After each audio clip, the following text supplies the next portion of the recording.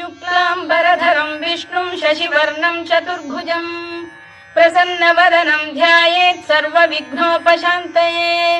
व्यासं वसिष्ठनप्तारं शक्तेः पौत्रमकल्मषं पराशरात्मजं वन्दे शुकतातं तपोनिधिं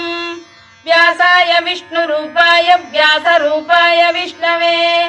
नमो वै ब्रह्मनिधये वासिष्ठाय नमो नमः अविकाराय शुद्धाय नित्याय परमात्मने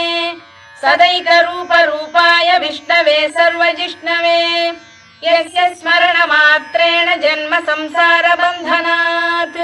विमुच्यते नमस्तस्मै विष्णवे प्रभविष्णवे ॐ नमो विष्णवे प्रभविष्णवे। श्रीवैशम्पायन उवाच